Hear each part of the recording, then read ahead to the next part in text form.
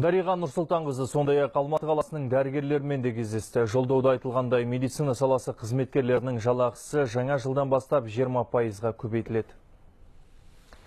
Назарбаев зияткерлік мектептерінің оқыту жүйесі мен әдістемесі мемлекеттік мектептер үшін бірыңғай стандарт болуға тиіс. Бұл мектеп білімін реформалаудың қорытынды кезеңі болмақ. Жолдауда жүктелген міндет өңірлерде жүзеге асырылып жатыр. Мәселен, елімізде зияткерлік мектептер тәжірибесін тарату бойынша пилоттық негізде 30 білім ордасы анықталған. Соның екеуі Батыс Қазақстан облысында. Сол өңірдегі әріптесім Талғат Серікқалиұлы бірыңғай стандартты енгізудің нәтижелерін саралап көрді. Жылдың басты құжатында президент мектепке дейінгі білім беру сапасын түбегейлі жақсарту қажеттігін атап. Әсіресе ұстаз бойындағы креативтілік, сыни ойлау, коммуникативтілік және командада жұмыс істей білу секілді қасиеттер басты орынға шығуы тиіс. Бұл ретте Назарбаев зияткерлік мектептерінің озық іс тәжірибесін орта білім беру жүйесіне таратудың маңызы арта түседі. Назарбаев зияткерлік мектебінің іс тәжірибесі бойынша қазір мектептерімізде кураторлық қызмет енгізілді. Тәрбие саласы бойынша барлық әлеуметтік жобалар енгізіліп жатыр.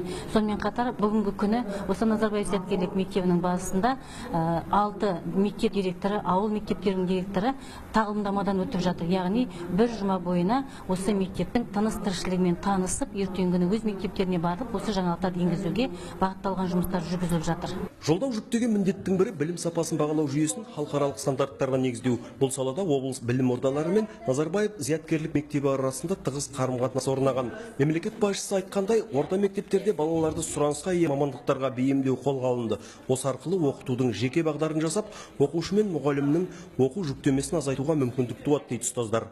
Тәжірибе таратудың негізгі бағыттарын айтатын болсақ, бұл мұғалімдерге әдістемелік көмекпен шектеліп қалмайды. Сонымен қатар кітапхананың жұмысын жаңа үлгіде жолға қою, сонымен қатар тәрбиесі бағытында қазіргі таңда өзекті бағыттарды дамыту, оның ішінде робототехника үйірмесін қазір барлық мектептерде ашып жатыр. Қазір оқу бағдарламасының жаңаруында біз байқап отырғанымыз, бұндағы спиральдық жүйе, сабақтардың бір-бірімен байланысы және оқушылардың функционалдық сауаттылығын арттыруға үлкен мүмкіндік береді.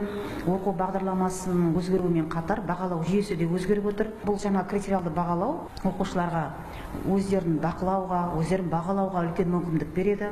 Өздерінің жаңа қатесін түзеуге үлкен мүмкіндік береді.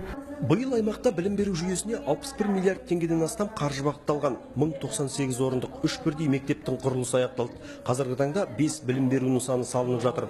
Жолдауда алғаш рет мұғалім мәртебесі, оның келер жылы заң жүзінде бекитіндігі айтылды. Ұстаздар қауымы бұл жаңалықты да зор қуанышпен қабылдап отыр. Осы уақытқа дейін мұғалім мәртебесі мұғалім қызметіне ерекше айтылып келе жатыр. Бұл мәселелер мұғалімнің өз міндетінен тыс жұмыстарға жүктелуі, көптеген әлеуметтік салалардың айналысатын қызметімен мұғалімдерді жүктеп қою.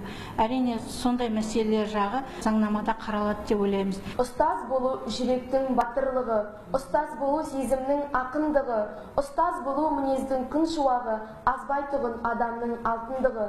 Талғат Серікқалиұлы, Болат Жарылғасов, Қанат Махмұтов, Орал, Хабар 24. Құрметті көрермендер, ары қарай өзек